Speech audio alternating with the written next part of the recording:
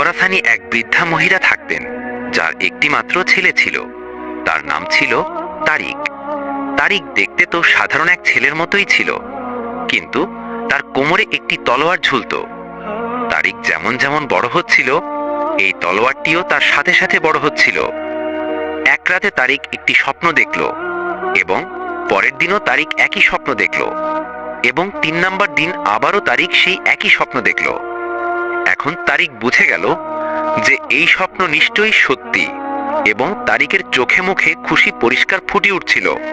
সে নিজের কাছে প্রতিজ্ঞা করল যে সে এই স্বপ্নের কথা কাউকে বলবে না। যখন তার মা তার খুশির কারণ জিজ্ঞেস করলেন, তখন সে বলতে লাগলো, মা, আমি একটা স্বপ্ন দেখেছি, কিন্তু সেই স্বপ্নের কথা আমি কাউকে বলতে পারবো না। তারিকের মা বলতে লাগলেন, বাবা, তুমি তোমার স্বপ্ন আমাকে শোনাও, আমি কাউকে বলবো না। কিন্তু তারিক বলল, না মা, আমি আমার স্বপ্ন কাউকে বলতে পারবো না। তখন তারিকের মা রেগে গিয়ে বললেন, তোমাকে স্বপ্ন শোনাতেই হবে, নইলে মনে রেখো আমি তোমার সাথে ভালো ব্যবহার করব না। কিন্তু তারিক স্বপ্ন শোনালো না। এতে মা প্রথমে তাকে খুব বকাঝকা করলেন এবং তারপর মারধর করতে লাগলেন। কিন্তু তারিকের উপর না বকাঝকার কোনো প্রভাব পড়ল আর না মারধরের। ঘটনাক্রমে সেখান দিয়ে শহরের কাজী যাচ্ছিলেন। তিনি তারিকের কান্না ও চিৎকার চেঁচামেচির আওয়াজ শুনতে পেলেন। তিনি তার সিপাহীদের বলতে লাগলেন, যাও দেখো তো কে এত জোরে জোরে চিৎকার করছে, হতে পারে কোনো অসহায় মানুষের আমাদের সাহায্যের প্রয়োজন। কিছুক্ষণ পর সিপাহীরা এসে খবর দিল। তখন কাজী বলতে লাগলেন, আমি আমার জীবনে কখনো কাঁদিনি, এবং না আমি কোনো বাচ্চাকে কাঁদতে দেখতে পারি। তাই যাও এবং সেই ছেলেটিকে এক্ষুনি আমার সামনে হাজির করো। সিপাহীরা তারিককে কাজীর সামনে পেশ করল। কাজী তারিকের কাছে তার কান্না ও চিৎকার চেঁচামেচির কারণ জানতে চাইলেন। তারিক বলতে লাগলো, জনাব, আমি একটি অদ্ভুত স্বপ্ন দেখেছি, আর আমার মা আমাকে এজন্য মারধর করছিলেন যে আমি আমার স্বপ্ন আমার মাকে বলছিলাম না। কাজী এটা শুনে মুচকি হেসে বললেন, খুব ভালো, আমার বিশ্বাস সেই স্বপ্ন আসলেই খুব আকর্ষণীয় হবে। বাছা, তুমি কি আমার ছেলে হতে পছন্দ করবে? তারিক খুশি হয়ে বলল, জি জনাব, এটা আমার বড় সৌভাগ্য হবে। কাজী একজন সিপাহীকে তারিকের মায়ের কাছে এই বার্তা দিয়ে পাঠালেন যে যদি আপনার অনুমতি হয় তবে আমি তারিককে নিজের কাছে রেখে নিই। তার লেখাপড়া ও লালন পালনের দায়িত্ব আমার উপর থাকবে। আমার আশা আপনি না করবেন না। বৃদ্ধা মা যখন এটা শুনলেন, তখন তার দুঃখ খুশিতে বদলে গেল, এবং তিনি দৌড়ে কাজীর কাছে এলেন। খুশি হয়ে কাজীকে বলতে লাগলেন, জনাব, আপনি আমার ছেলেকে নিয়ে যান, আমার কোনো আপত্তি নেই। আর তারপর নিজের ছেলের দিকে তাকিয়ে বলতে লাগলেন, বাবা, তুমি কাজী সাহেবের বাধ্য থেকো এবং ওনার সব আদেশ মেনে চলো। যখন কাজী সাহেবের গাড়ি বেশ দূরে চলে গেল, তখন কাজী সাহেব তারিককে আবার জিজ্ঞেস করলেন, বাছা, এবার বলো তো তুমি এত জোরে জোরে কেন চিৎকার করছিলে? তারিক বলতে লাগলো, জনাব, আমি এজন্য চিৎকার করছিলাম কারণ আমার মা আমাকে মারছিলেন। কাজী জিজ্ঞেস করলেন, তোমার মা তোমাকে কেন মারছিলেন? তারিক বলতে লাগলো, আমার মা আমাকে এজন্য মারছিলেন কারণ আমি একটা স্বপ্ন দেখেছিলাম, আর আমি আমার মাকে সেই স্বপ্নের কথা বলছিলাম না, আর আমি এই স্বপ্ন কাউকে শোনাতে পারবো না। কাজী হেসে বললেন, কি, আমাকেও না? তখন তারিক নির্ভয়ে বলল, জি না। তখন কাজী হেসে বলতে লাগলেন, কোনো ব্যাপার না, আমার বিশ্বাস বাড়ি পৌঁছে তুমি তোমার স্বপ্ন আমাকে শুনিয়ে দেবে। এই কথা বলে কাজী অন্য কোনো কথা শুরু করলেন, এবং একসময় তারা বাড়ি পৌঁছে গেলেন। কাজী নিজের বাড়ি পৌঁছে নিজের ছেলে মেয়েদের ডাকলেন এবং বলতে লাগলেন, দেখো বাচ্চারা, আমি তোমাদের নতুন সঙ্গী এনেছি, তোমরা এর সাথে খেলবে, কিন্তু একে বিরক্ত করবে না, কারণ ও একটি অদ্ভুত স্বপ্ন দেখেছে, আর ও নিজের স্বপ্নের কথা কাউকে বলতে চায় না। সবচেয়ে বড় মেয়েটি বলতে লাগলো, তুমি তোমার স্বপ্ন আমাকেই শুনিয়ে দাও। কিন্তু তারিক মাথা নেড়ে বলল, আমি আমার স্বপ্ন কাউকে শোনাতে পারবো না। মেজ মেয়েটি বলল, কি, আমাকেও না? তখন তারিক নাসূচক মাথা নেড়ে দিল।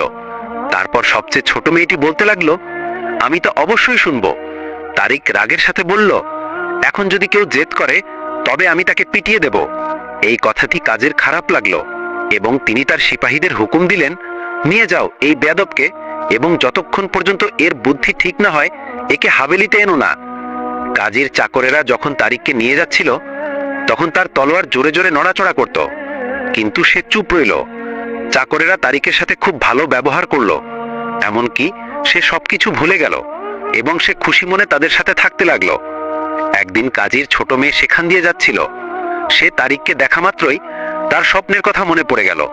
সে তারিককে বলতে লাগলো, যদি তুমি তোমার স্বপ্ন আমাকে শুনিয়ে দাও তবে আমি তোমাকে বিয়ে করব। এটা শুনে তারিকের রাগ হয়ে গেল, আর তারিক তাকে 2-3টে চড় মেরে দিল এবং বলতে লাগলো, আমি তোমাকে আগেই বলেছি যদি কেউ আমার কাছে স্বপ্নের ব্যাপারে কিছু জিজ্ঞেস করে তবে আমি তাকে মারব। কাজীর মেয়ে কাঁদতে কাঁদতে কাজীর কাছে গেল এবং সে সব কথা কাজীকে বলে দিল। যখন কাজী এটা শুনলেন তখন কাজী রেগে গিয়ে বললেন, এখন আমি ওই ছেলেকে কোনো মতেই ছাড়ব না। সেই দিনই শহরের বাইরে একটা ফাঁসির মঞ্চ তৈরি করা হলো এবং শহরবর্তী লোক এই পুরো দৃশ্য দেখার জন্য সেখানে জমা হয়ে গেল। যখন তারিককে ফাঁসি দেওয়া হবে ঠিক তখন সেখানে একটি সোনালী ঘোড়ার গাড়ি এসে থামলো। সেই গাড়িতে রাজকীয় পতাকা উঠছিল এবং সেই গাড়িতে দেশের সুলতান বসেছিলেন। সেই সুলতান হুকুম দিলেন যে এই ছেলেটির প্রাণ ভিক্ষা দেয়া হোক। সুলতান সব ঘটনা শোনার পর বললেন, এই ছেলেটিকে আমি আমার সাথে নিয়ে যাব এবং আমার বিশ্বাস এই ছেলেটি নিজের স্বপ্ন আমাকে শুনিয়ে দেবে। কাজী আদবের সাথে বললেন, মহামান্য, আপনি এই ছেলেকে নিজের সাথে নিয়ে যান, আমরা এই বেয়াদবের মুখ দেখতে চাই না। খাপের ভেতরে তারিকের তলোয়ার 2-3 বার নড়াচড়া করলো এবং তারপর জল্লাদ তারিকের চোখ থেকে পট্টি খুলে দিল। তারিক সুলতানের সাথে ঘোড়ার গাড়িতে চড়ে বসলো। রাস্তায় সুলতান তারিকের সাথে খুব হাসি ঠাট্টার কথা বলতে থাকলেন। কিছুক্ষণ পর সুলতান তারিককে জিজ্ঞেস করলেন, বাছা, আসলে তুমি এমন কি স্বপ্ন দেখেছ যা তুমি কাউকে বলতে চাও না? তারিক আদবের সাথে বলল, মহামান্য, যতক্ষণ পর্যন্ত স্বপ্নের ব্যাখ্যা পূর্ণ না হচ্ছে আমি আমার স্বপ্ন কাউকে শোনাতে পারবো না। সুলতান হেসে বললেন, কোনো ব্যাপার না, তুমি তোমার স্বপ্ন আমাকে শোনাতে পারছো না তো রাজকুমারী মুনিজাকে শুনিয়ে দাও। তারিক আদবের সাথে বলল, না মহামান্য, আমি আমার স্বপ্ন কাউকে শোনাতে পারবো না। তারপর সুলতান তারিকের সাথে কোনো কথা বললেন না, কারণ তার বিশ্বাস ছিল রাজকুমারী মুনিজা নিজের বুদ্ধিমত্তা ও চতুরতার সাথে সব গোপন কথা বের করে নেবে। যখন গাড়ি প্রাসাদে পৌঁছালো ঠিক সেই সময় রাজকুমারী মুনিজা বাগানে ফুল তুলছিল। যখন সে সুলতানের গাড়ি দেখল তখন সে দৌড়ে গাড়ির কাছে এলো, কিন্তু তারিককে দেখে ওখানেই থেমে গেল।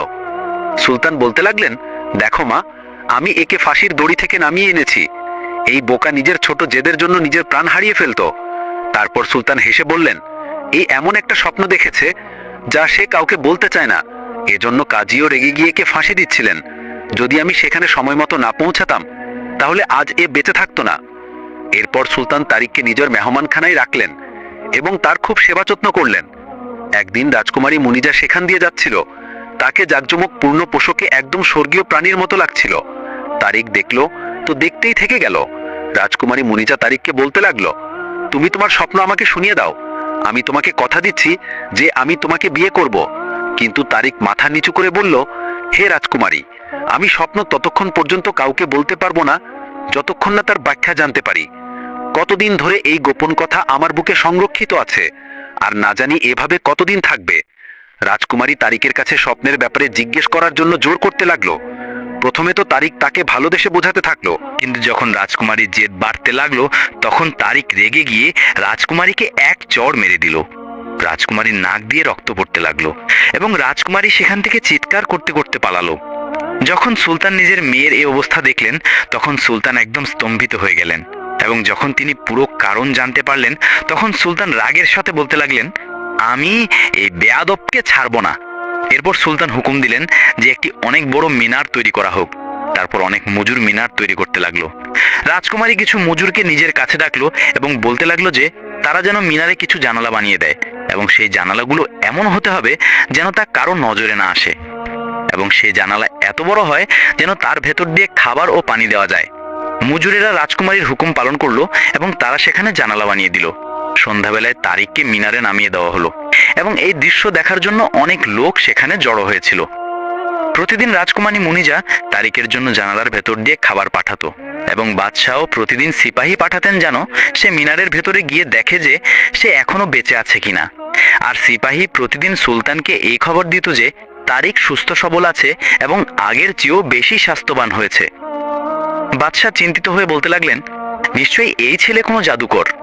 একদিন এক মঙ্গল কাজী সুলতানের দরবারে হাজির হলো এবং সে খাগড়ার 3টি লাঠি সুলতানকে দিল এবং বলল, আমার মনিব জানতে চেয়েছেন যে এর মধ্যে কোন লাঠিটি গোড়ার কাছে জন্মেছিল, কোনটি মাঝখানে এবং কোনটি আগায়। আর যদি আপনি এর উত্তর না দিতে পারেন তবে মঙ্গল খানের সাথে যুদ্ধ হবে। সুলতান এটা শুনে খুব চিন্তিত হলেন এবং তিনি 3টি লাঠি পরীক্ষা করলেন, কিন্তু ওই 3টির মধ্যে কোনোই পার্থক্য ছিল না। রাজকুমারী নিজের বাবাকে চিন্তিত দেখে বলল, আব্বা হুজুর, আপনি এর চিন্তা করবেন না, আমি এর সমাধান অবশ্যই খুঁজে বের করব। তারপর রাজকুমারী দৌড়ে মিনারের কাছে গেল এবং সে সব ঘটনা তারিককে বলে দিল। তারিক শুনে বলতে লাগলো, তুমি বাদশার কাছে যাও এবং তাকে বলো চিন্তা না করতে। তিনি 3টি লাঠিকেই পানিতে ফেলে দেবেন। যে লাঠিটি পানির একদম নিচে ডুবে যাবে, বুঝে নেবে সেই লাঠিটি গোড়ায় জন্মেছিল, আর যেটা পানির মাঝখানে থেমে থাকবে সেটা লাঠির মাঝের অংশ, এবং যেটা পানির উপর ভাসতে থাকবে সেটা উপরের অংশ। রাজকুমারী ঠিক তেমনই করল। সুলতান 3টি লাঠিকে পানিতে ফেলে দিলেন এবং তারপর সেগুলোতে চিহ্ন দিয়ে দিলেন, যাতে সেগুলো দূতের কাছে ফেরত দিলে ভুলের কোনো সম্ভাবনা না থাকে। পরের দিন সুলতান সে লাঠিগুলো ফেরত দিয়ে দিলেন। মঙ্গল খান নিজের প্রশ্নের উত্তর পেয়ে অবাক হয়ে গেল এবং এভাবেই যুদ্ধের বিপদ কিছু বছরের জন্য টলে গেল। তারপর কিছুকাল পার হওয়ার পর মঙ্গল খানের মনে আবার যুদ্ধের চিন্তা এলো, কারণ তার যুদ্ধের জন্য কোনো না কোনো বাহানা দরকার ছিল। সে আবারও দূতকে সুলতানের কাছে পাঠালো। দূত একই রঙের 3টি মুরগির বাচ্চা সুলতানের সামনে রাখলো এবং বলতে লাগলো, আমাদের বাদশা জিজ্ঞেস করেছেন যে এর মধ্যে কোন বাচ্চাটি সকালবেলায় জন্মেছে, কোনটি দুপুরে এবং কোনটি সন্ধ্যাবেলায়, আর যদি আপনি এর উত্তর না দিতে পারেন তবে যুদ্ধের জন্য প্রস্তুত হয়ে যান। এটা শুনে সুলতানের বুক কাঁপতে লাগলো, কারণ সেই বছরই দেশে প্লেগ রোগের কারণে অনেক ক্ষতি হয়ে গিয়েছিল। গতবার তো রাজকুমারী কোনো না কোনোভাবে তাকে বাঁচিয়ে নিয়েছিল। আবার রাজকুমারী নিজের বাবাকে চিন্তিত দেখে বলতে লাগলো, আব্বা হুজুর, আপনি চিন্তা করবেন না, আল্লাহ তাআলা কোনো না কোনো সমাধান বের করে দেবেন। এ কথা বলে রাজকুমারী দৌড়ে মিনারের কাছে গেল এবং সে সব ঘটনা তারিককে শুনিয়ে দিল। তারিক শুনে বলতে লাগলো, চিন্তা করো না, রোজকার মতো তুমি আজ রাতেও ঘুমানোর জন্য শুয়ে পড়ো এবং তারপর রাতের শেষ প্রহরে উঠে বসে পড়ো এবং বলবে যে সুলতান মঙ্গল খানের প্রশ্নের উত্তর দিতে পারেননি, তাই মঙ্গলরা আপনাকে তুলে নিয়ে যাচ্ছে। ঠিক তখনই মিনারের ভেতর থেকে একটি ছেলে বের হবে এবং সে মঙ্গলদের প্রশ্নের উত্তর দিয়ে দেবে। রাজকুমারী ঠিক তেমনই করলো যেমন তারিক বলেছিল। সুলতান সঙ্গে সঙ্গে মিনারটি ভেঙে ফেলার হুকুম দিলেন এবং তার বন্দীকে তার সামনে হাজির করতে বললেন। তারিককে সুলতানের সামনে হাজির করা হলো। সুলতান বলতে লাগলেন, এখন তোমার ভুলের সাজা পূর্ণ হয়েছে। যা হোক, আমি তোমার মুক্তির আদেশ দিচ্ছি, কিন্তু এর জন্য শর্ত হলো যে তুমি এই কঠিন সময়ে আমাদের সঙ্গ দেবে। এই কথা বলে সুলতান মঙ্গল খানের চিঠি বের করে তারিককে দিলেন এবং বললেন, নাও, এটা পড়ো এবং বলো যে তুমি এতে আমাদের সাহায্য কিভাবে করতে পারো। আর মনে রেখো, যদি আমি এর উত্তর না দিতে পারি তবে এর পরিণাম হবে আমাদের ধ্বংস ও বরবাদি। তারিক সেই চিঠি পড়ল এবং সুলতানকে বলতে লাগলো, আপনি নিশ্চিন্ত থাকুন। প্রথমে আপনি একই রকমের 3টি পেয়ালা আনিয়ে নিন। একটি পেয়ালায় শস্যদানা, দ্বিতীয়টিতে গম এবং তৃতীয়টিতে জব ভরা থাকবে। যে বাচ্চাটি গম খাবে সে সকালবেলায় জন্মেছে, আর যে জব খাবে সে দুপুরে, এবং যে শস্যদানা খাবে সে রাতের বেলায় জন্মেছে। সুলতান তারিকের কথা মতো কাজ করলেন এবং এভাবে তিনি বাচ্চাগুলোকে শনাক্ত করে নিলেন। তিনি 3টি বাচ্চার গায়ে চিহ্ন দিয়ে মঙ্গল খানের কাছে ফেরত পাঠিয়ে দিলেন। মঙ্গল খানের পরিকল্পনা ভেস্তে গেল। তারপর সে নিজের খালাকে ডাকলো, যে দেশের সবচেয়ে চতুর মহিলা। সে এসে তাকে জানালো যে তোমার প্রশ্নের উত্তর বাদশা দেননি। এই প্রশ্নগুলোর উত্তর দানকারী এক বৃদ্ধা মায়ের ছেলে। যদি সে বেঁচে থাকে তবে একদিন সিংহাসনে বসবে। যদি তুমি সুলতানের দেশ জয় করতে চাও তবে আগে ওই ছেলেকে এখানে ডেকে মেরে ফেলো, নইলে আমি দেখছি যে ওই ছেলে তোমার জন্য বিপজ্জনক প্রমাণিত হতে পারে। মঙ্গল খান সঙ্গে সঙ্গে এক সিপাহীর হাতে এই বার্তা সুলতানের কাছে পাঠিয়ে দিল যে প্রাসাদে যে যুবকটি রয়েছে তাকে আমাদের কাছে পাঠিয়ে দেওয়া হোক, নইলে আমাদের ফৌজ তোমার দেশকে ধ্বংস করে দেবে। সুলতান মঙ্গল খানের চিঠি পড়ে খুব দুঃখ পেলেন, কারণ তিনি তারিকের সেবার জন্য খুব কৃতজ্ঞ ছিলেন। যখন তিনি এই কথা তারিককে জানালেন তখন তারিক হাসতে লাগলো এবং সুলতানকে বলতে লাগলো, মহামান্য, আপনি আমার মতোই হুবহু 2টো ছেলে আরো খুঁজে দিন, বাকি সব আমি দেখে নেব। সুলতান তারিকের মতো দেখতে 2টো ছেলে খুঁজে বার করলেন। এখন তারিক তাদের নিজের মতোই পোশাক ও জুতো পরালো এবং তাদের মধ্যে এখন কোনো পার্থক্য দেখা যাচ্ছিল না। সুলতান 3জন ছেলেকেই দূতের কাছে মঙ্গল খানের কাছে পাঠিয়ে দিলেন।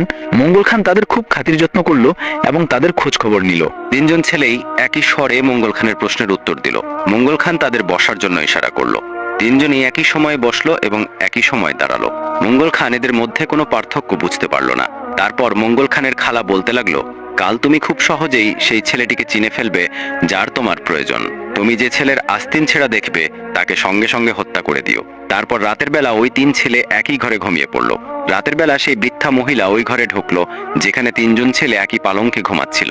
আসলে সে বৃদ্ধা মহিলা একজন জাদুকর ছিল এবং সে তার জাদুর জোরে এটা জেনে নিল যে এদের মধ্যে তারিক কে, এবং তারপর সে একটি কাঁচি দিয়ে তারিকের আস্তিন ছিঁড়ে দিল এবং নিঃশব্দে সেখান থেকে চলে গেল। সকালে উঠে যখন 3 ছেলেই তারিকের আস্তিন ছেঁড়া দেখল, তখন তারাও নিজেদের আস্তিন ছিঁড়ে ফেলে দিল। তারপরে 3 ছেলে মঙ্গল খানের সাথে নাস্তা করার জন্য পৌঁছালো এবং বৃদ্ধা জাদুকর একটি জানালার ভেতর দিয়ে তাদের দেখছিল।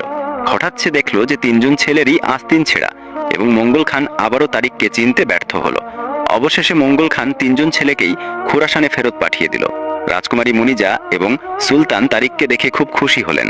তারপর সুলতানের বেশি দিন শান্তিতে থাকা নসিবে জুটল না, কারণ একদিন আবারও মঙ্গল খান তারিককে ডেকে পাঠালো। দূত এসে মঙ্গল খানের বার্তা সুলতানকে বলল যে এই ছেলেটি খুব বিপজ্জনক, তাই একে আমাদের কাছে ফেরত পাঠিয়ে দেওয়া হোক, কিন্তু এবার একে একাই পাঠানো হোক। রাজকুমারী এবং সুলতান খুব দুঃখ পেলেন। তারিক বলতে লাগলো, আপনারা চিন্তা করবেন না, আমি সব কাজ ঠিক করে দেব। তারপর পরের দিন সকালে তারিক সফরে রওনা হয়ে গেল। যখন তারিক মঙ্গল খানের প্রাসাদের কাছে পৌঁছালো, তখন দরজাতেই সেই জাদুকর দাঁড়িয়েছিল এবং বলতে লাগলো, তুমি শেষবারের মতো এই দরজা দিয়ে যাচ্ছ, এখন তোমার আর জীবিত অবস্থায় এই দরজা দিয়ে বের হওয়া নসিবে হবে না। তারিকের খাপের ভেতরে যে তলোয়ার ঝুলছিল তা 2-3 বার জোরে জোরে নড়ল, কিন্তু তারিক সেই বৃদ্ধা মহিলার কথায় কোনো কান দিল না। যখন তারিক উঠানে পৌঁছালো, তখন সেখানে অনেক মঙ্গল সিপাহী নিজেদের তলোয়ার নিয়ে দাঁড়িয়েছিল। তারপর তারিকের তলোয়ার বিদ্যুতের গদির মতো খাপ থেকে বের হলো এবং ওই সব সিপাহীকে গাজর মূলার মতো কেটে ফেললো। সে বৃদ্ধা জাদুকর যখন এটা দেখলো, তখন সে বুঝে গেল যে যতক্ষণ এই যুবকের কাছে এই তলোয়ার আছে ততক্ষণ কেউ এর কিছু করতে পারবে না। সে জাদুকর তলোয়ারটি চুরি করার চেষ্টা করলো, কিন্তু তলোয়ার খাপ থেকে বের হলো এবং সে বৃদ্ধা জাদুকরের নাক গোড়া থেকে কেটে ফেললো। সে কাঁদতে কাঁদতে মঙ্গল খানের কাছে পৌঁছালো। মঙ্গল খান পুরো বাহিনীকে হুকুম দিল যে তারা যেন তারিককে ধরে তার তলোয়ার ছিনিয়ে নেয়, কিন্তু তারিকের তলোয়ার পুরো বাহিনীকে সাফ করে দিল এবং তারিকের গায়ে একটা আঁচড়ও লাগলো না। অন্যদিকে সুলতান অনেক সৈন্য জড়ো করলেন এবং বাগদাদ থেকে এক খলিফা তার সাহায্যের জন্য এক বিশাল সৈন্যদল পাঠালেন। এই ফৌজের সাথে সুলতান এবং রাজকুমারী মুনিজা মঙ্গলদের সাথে যুদ্ধ করার জন্য বেরিয়ে পড়লেন। যখন তারা মঙ্গলদের দেশের একদম কাছে ছিলেন, তখন তারা সামনে থেকে তারিককে আসতে দেখলেন। তারপর তারিক জানালো যে সে কি বীরত্বের কাজ করে এসেছে এবং তারপর পুরো ফৌজ স্লোগান দিতে লাগলো এবং তারিককে নিয়ে প্রাসাদে ফিরে এলো। সুলতান তারিককে নিজের কাছে বসালেন এবং বললেন, বাবা, তোমার বুদ্ধিমত্তা, সাহসিকতা, জ্ঞান এই সবকিছু দেশকে বাঁচিয়ে দিয়েছে। এখন তুমি রাজকুমারী মুনিজাকে বিয়ে করবে। এই কথা শুনে পুরো দরবারে খুশি ছড়িয়ে পড়ল। তারিকের চোখে জল চলে এলো এবং সে বলতে লাগলো, মহামান্য, আমি এক সামান্য বৃদ্ধা মহিলার ছেলে, রাজকুমারীর সাথে বিয়ে আমার জন্য গর্বের বিষয় হবে, কিন্তু আপনার কি সত্যি আমার উপর ভরসা আছে? সুলতান বলতে লাগলেন, তুমি 3 বার আমার সলতনাতকে ধ্বংসের হাত থেকে বাঁচিয়েছো। তুমি বিশ্বস্ততা, বুদ্ধি এবং সাহসের প্রমাণ দিয়েছো। যদি কোনো ব্যক্তি রাজকুমারী মুনিজার যোগ্য হয় তবে সে তুমি। রাজকুমারী মুনিজা লজ্জা পেল, কিন্তু সেও মনে মনে খুব খুশি ছিল। আর তারপর বিয়ের তোড়জোড় শুরু হলো। চারদিকে আলোকসজ্জা করা হলো এবং পুরো শহর খুশিতে ডুবে গেল। বিয়ের দিন তারিক একই তলোয়ার নিজের কোমরে বাঁধলো, যা ছোটবেলা থেকে আজ পর্যন্ত তার সাথে ছিল। আর যখন বিয়ে সম্পন্ন হলো, তখন হঠাৎ আকাশে মেঘ জমে গেল, বিদ্যুৎ চমকাতে লাগলো এবং তারিকের তলোয়ার হঠাৎ চকচক করতে লাগলো। এটা দেখে সব লোক অবাক হয়ে গেল। হঠাৎ একটি আওয়াজ গুঞ্জরিত হলো, তারিক, এখন তোমার স্বপ্ন পূরণ হয়েছে। এটা শুনে তারিক চমকে গেল। সুলতান জিজ্ঞেস করলেন, বাবা, এটা কি ঘটনা? তারিক বলতে লাগলো, মহামান্য, আমার স্বপ্ন এটাই যে একদিন আমি এমন তলোয়ারের মালিক হব যা আলোক এবং সত্যের প্রতীক হবে। যেদিন এই তলোয়ার নূর বর্ষণ করবে, সেদিন আমার জীবনের উদ্দেশ্য পূর্ণ হবে। এই কথা বলে তারিক তলোয়ার বের করলো এবং আকাশের দিকে উঠিয়ে দিল। নূরের বাদল ঝরে পড়ল এবং সূর্যের কিরণ প্রাসাদকে আলোকিত করে দিল। রাজকুমারী মুনিজা হেসে বলল, এবার বলো, তোমার স্বপ্ন কি পূরণ হয়েছে? তারিক বলতে লাগলো, হ্যাঁ, আমার স্বপ্ন পূরণ হয়েছে, কিন্তু যদি তুমি আমার সাথে থাকো তাহলে এই স্বপ্ন সব সময় বেঁচে থাকবে। এটা শুনে হাততালির আওয়াজ পুরো প্রাসাদে শোনা গেল। সুলতান দুজনের মাথায় হাত রেখে তাদের দোয়া দিলেন। আর এভাবেই তারিক ও মুনিজার গল্প চিরকালের জন্য অমর হয়ে গেল।